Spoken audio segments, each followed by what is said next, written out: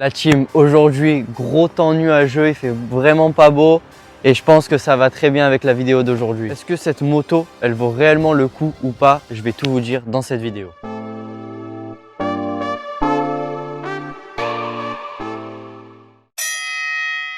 La team, je vous avais dit de rester connecté.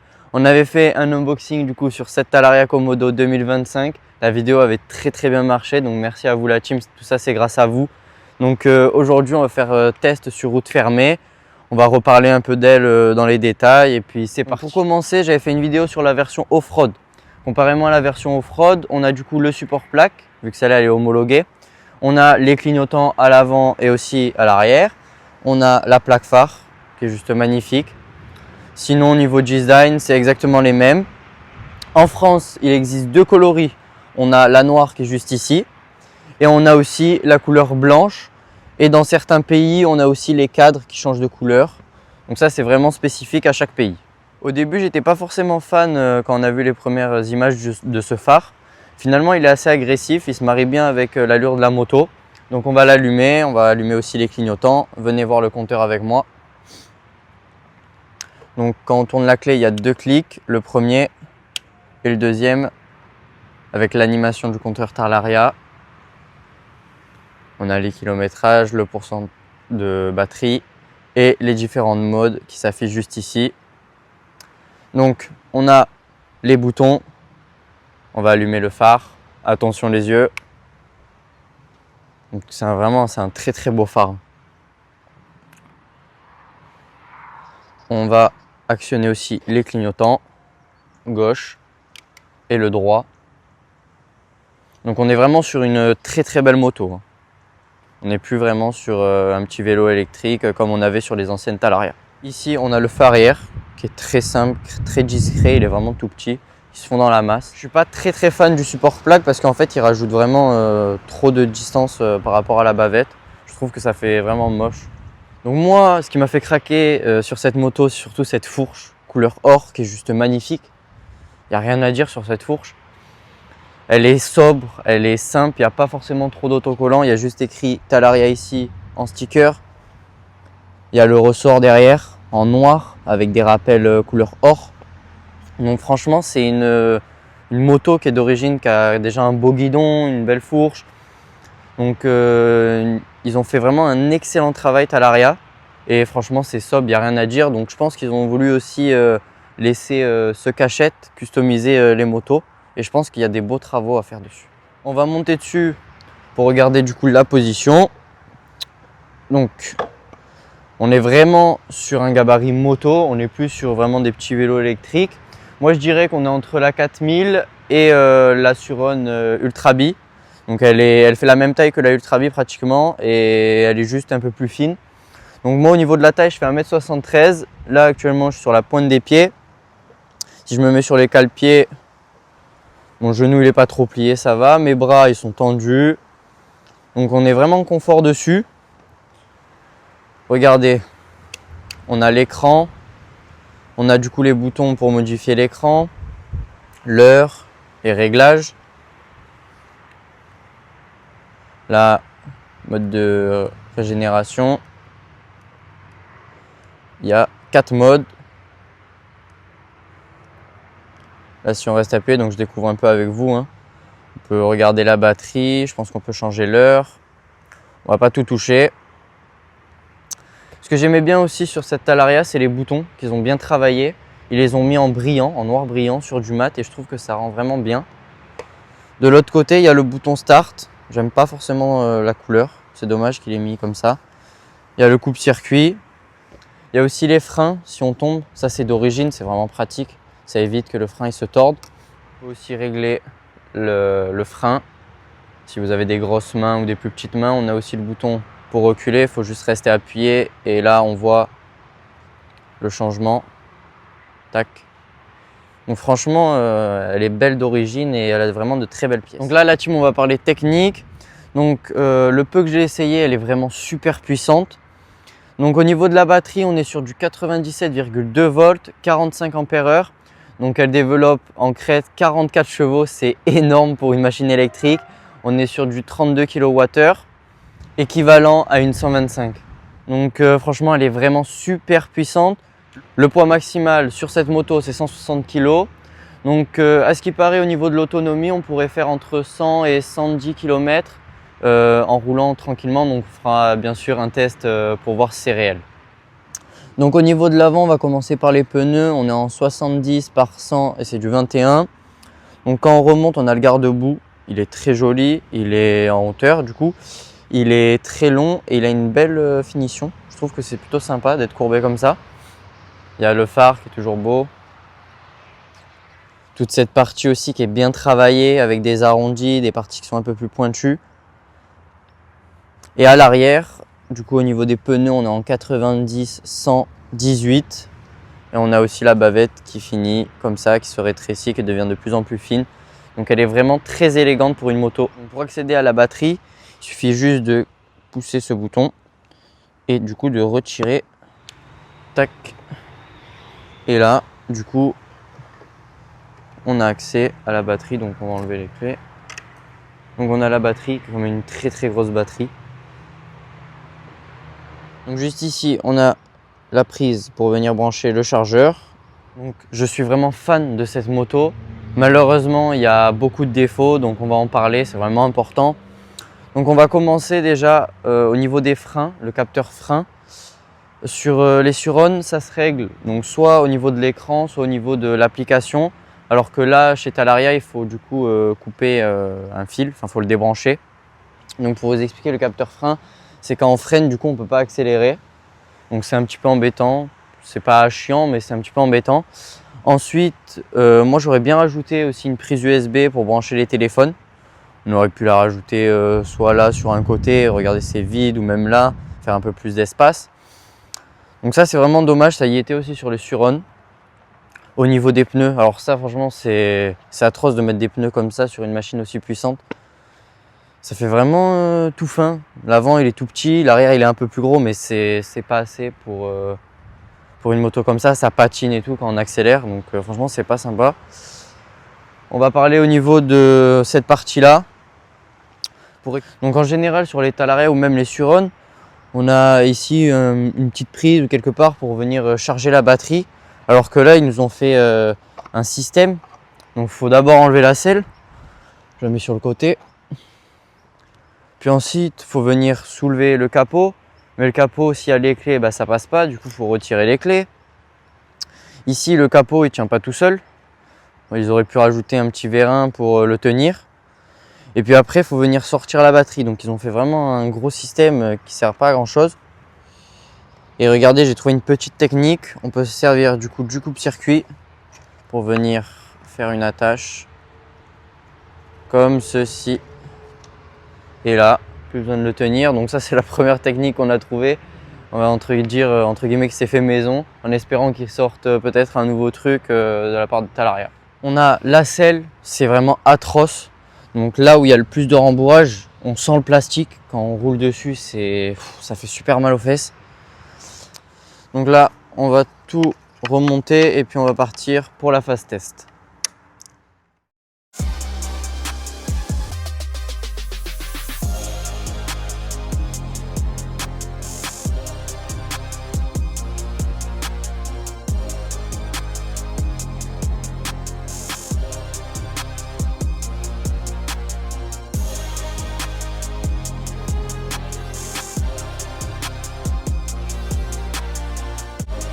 Ça y est la team, on va passer au test que vous attendez tous. Donc on va commencer par allumer la moto. Donc on va faire 3 accélérations. Une du coup avec le premier mode Eco. Ensuite il y aura le mode Sport. Et ensuite il y aura le mode Hard, le mode que tout le monde attend. Donc on va commencer par le plus tranquille, le Eco. 3, 2, 1. On appuie sur le bouton Start, attention. C'est parti.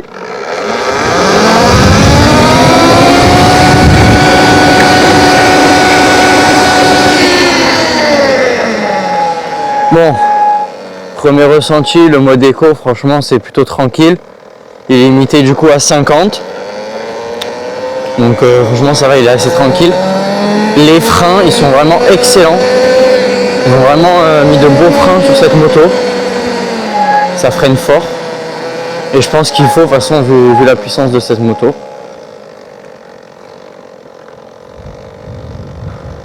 niveau de la maniabilité, ça va aller plutôt stable. Seul défaut, c'est vraiment la selle, là je le ressens à mort. On va passer maintenant au mode sport. 3, 2, 1, c'est parti.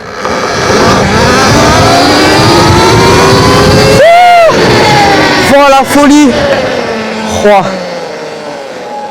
Là, on peut pas forcément exploiter toute la vitesse sur une longue distance, mais l'accélération, elle est folle. Si on n'a pas les bons pneus, en fait, on reste sur place à patiner, c'est une folie. Oh, c'est une dinguerie. Oh, la puissance de la moto. Et on est qu'au mode sport. Alors imaginez le mode hard.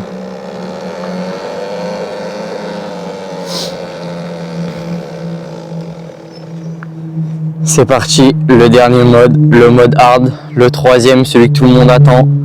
3, 2, 1, c'est parti.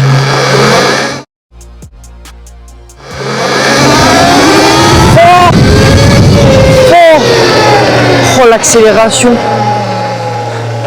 Wow, l'accélération, elle est démoniaque. On dirait un départ de fusée. C'est une folie.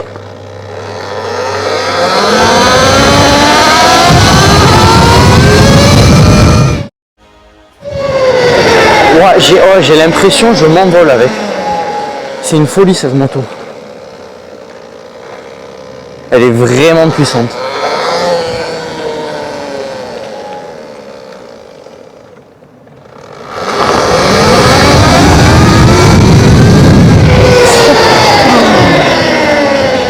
Ah, c'est incroyable.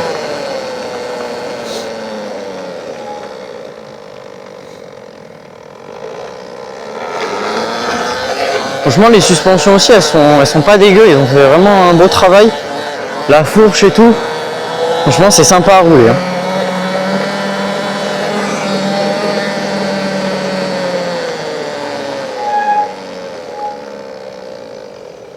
La team, là c'est parti, on va essayer de la lever un petit peu. Oh la folie! Oh la dinguerie!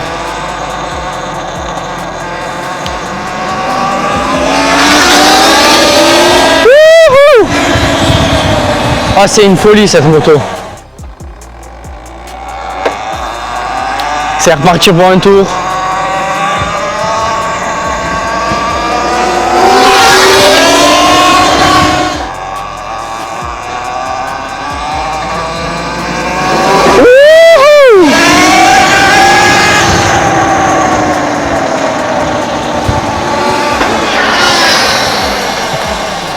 C'est une dinguerie comment elle est rapide.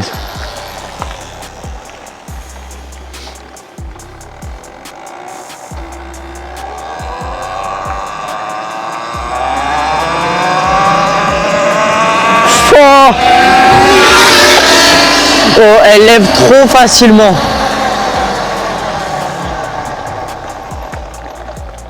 Avec le mode hard, c'est parti, let's go.